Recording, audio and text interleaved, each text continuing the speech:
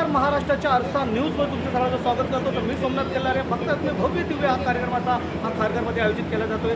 नेमकं त्या कार्यक्रमाची रूपरेषा काय आणि हिंद ती चादर काय याबद्दल आपण जाणून घेतोय. आपल्यासमोर इथले दादा काय सांगाल, नेमकं आपलं नाव आणि हे कार्यक्रमाची काय रूपरेषा? नमस्कार, माझं नाव जयराम निकडे आहे. मी जळगाव जिल्हा शासकीय सदस्य आहे आणि माझ्यासोबत आलिमजी नाईक साहेब आहे, शांताराम नाईक साहेब आहे आणि आम्ही हिंद ती चादर या कार्यक्रमामध्ये शहीदी समाजाच्या कार्यक्रमामध्ये इथं आलेलो आहोत. हिंद ती चादर म्हणजे काय कार्यक्रम? आता हिंद ती चादर ही श्री नववे गुरु श्री तेग बहादूर साहेब यांची शहीदी समागमचा कार्यक्रम आहे आणि हा शहीदी समागम आपण गेल्या 2 महिन्यापासून सर्व अगोदर आपण 7 तारखेला नागपूर येथे केला आणि तिथे पण जवळपास 15 ते 16 लाख लोक तिथं येऊन या कार्यक्रमाचं सगळं लोकांनी आनंद घेतलेला आहे. म्हणजे हा कार्यक्रमाचा तिसरा इव्हेंट मुंबईमध्ये होतो. हो, हा कार्यक्रम इथं तिसरा आहे.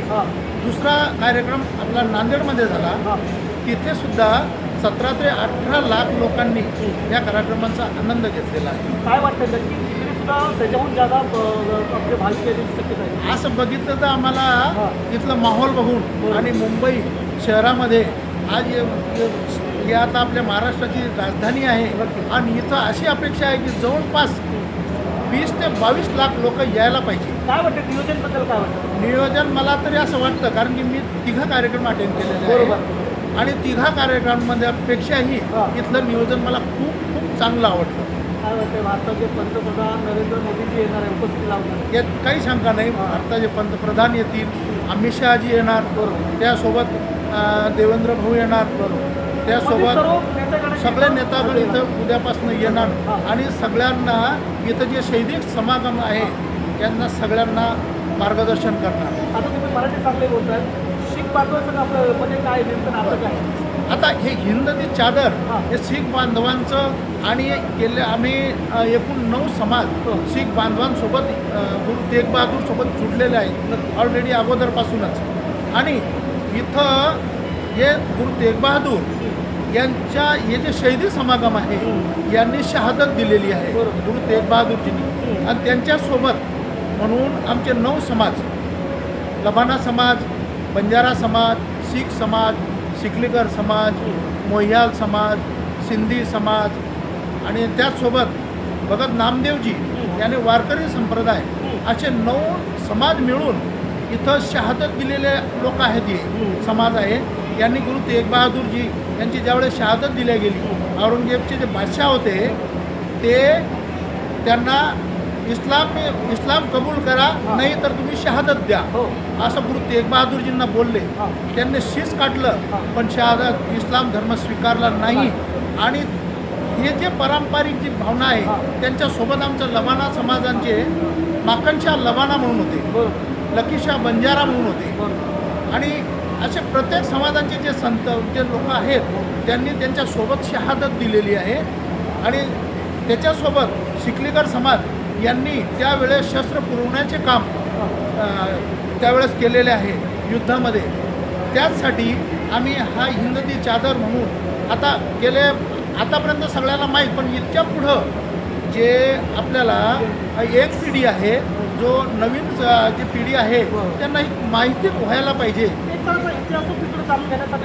हा इतिहासच जागृत करण्यासाठी माननीय देवेंद्र भाऊजींनी आणि आम्हाला पूर्ण यंत्रणा दिली.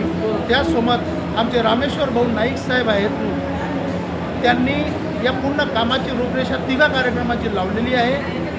आणि आपल्या चेहऱ्यावर आनंद दिसतोय. नेमकं या कार्यक्रमाची उपस्थिती लावून आपलं काय योगदान आहे? आपलं योगदान आहे की जेणेकरून आपली येणारी युवा पिढी आहे त्यांना आपल्याला जागृत करायचं आहे की हा पारंपरिक जो इतिहास आहे आपला, इथं पारंपरिक नृत्य पण होणार उद्यापासून. बंजारा समाजाचं, लबाना समाजाचं खूप छान असं नृत्य होणार. आपली उपस्थिती कधी लागलेली? मी जवळपास इथं 8 दिवसापासून इथं सेवेमध्ये आहे आणि मला तरी असं वाटतं की इथं खूप मोठं कार्यक्रम, ऐतिहासिक कार्यक्रम, लंगर आणि जेवणाचा वगैरे इथं लंगरची व्यवस्था जवळपास 6-7 ठिकाणी लंगर लावलेले आहे. सगळ्या भाविकांना 24 तास लंगरची व्यवस्था आहे आणि त्यासोबत राधास्वामी सत्संगवाल्यांनी इथं पूर्ण लंगरची व्यवस्था करत आहे. काय वाटतंय दवाखान्याची व्यवस्था कशी कसं घडवणार? दवाखान्याची व्यवस्था बघितली तर इथं खूप भव्य असं शिबिर होणार आणि जे दिव्यांग म्हणजे लोक कुठल्याच असतात गोष्टीची कमी नाही केली. काही कमी नाही. डोळे तपासणीपासून काही असलं जेव्हापासून ज्या म्हातार माणसाला ज्याला चालता येत नाही त्याला काठीची पण व्यवस्था आम्ही नांदेडमध्ये जवळपास एक ट्रक भरून काठ्या लोकांना पाठवल्या. इथले जे नागरिक आहेत त्यांना काय आव्हान करायला या कार्यक्रमाला येण्यासाठी? इथं एकच आव्हान करल की हा ऐतिहासिक कार्यक्रम आहे आणि या कार्यक्रमाचा परिपूर्ण सर्वांनी लाभ घ्यावा. हे होते आपल्याबरोबर दादांचं असं म्हणणं आहे की सर्वांनी ह्या कार्यक्रमाचा इतिहास जाणून घेण्यासाठी जे आता जी येणारी पिढी आहे त्याचा इतिहास जाणून घेण्यासाठी इथं सर्वांनी यावं आणि आमचा सुद्धा एक बंजारा समाज किंवा सर्व समाज आहे ते एकत्र येणार आहे आणि उद्यापासून हा भव्य दिव्य कार्यक्रम आणि उद्याची उपस्थिती लाभणार आहे पंतप्रधान नरेंद्र मोदी यांची. तर मी सोमनाथ केलारे खार.